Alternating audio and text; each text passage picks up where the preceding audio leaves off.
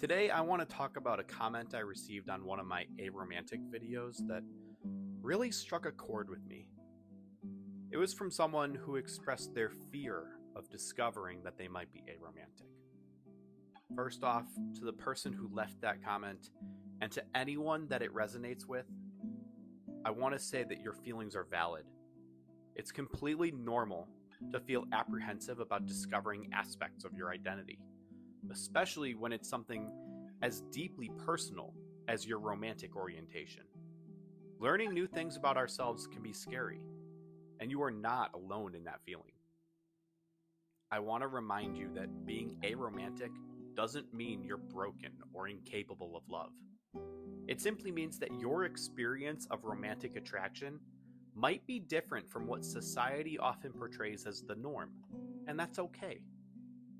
Aromanticism can look many different ways. It's up to the individual. By definition, it means experiencing little or no romantic attraction. But nowhere in that definition does it say that aromantic people have to be lonely. Nowhere does it deny you of forming relationships and connections with others. It doesn't even say that aromantic people can't have romantic relationships. Regardless of where you fall on the aromantic spectrum, if a romantic relationship is something you want, go for it. And if romance isn't the type of relationship that vibes with you, that's perfectly fine too. And you certainly don't have to stick to just one thought on the subject. If you change your mind later, it does not invalidate your identity or your sense of self in any way. One common misconception I want to address is the accusation that people who are aromantic and don't pursue romantic relationships are selfish. Let's think about that for a moment.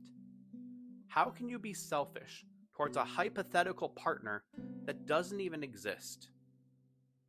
Choosing to prioritize your happiness and well-being isn't selfish, it's self-care.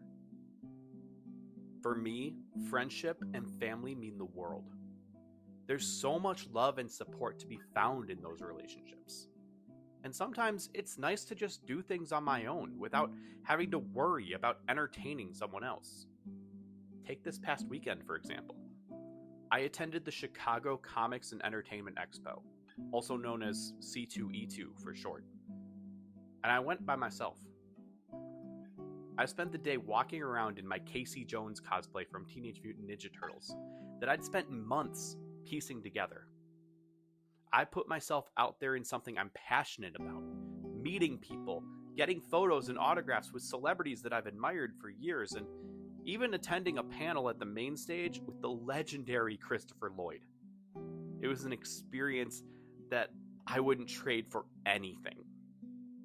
Fulfillment in life can look a lot of different ways, whether it's through our passions, hobbies, friends, families, fandoms, working within your community, and countless other ways.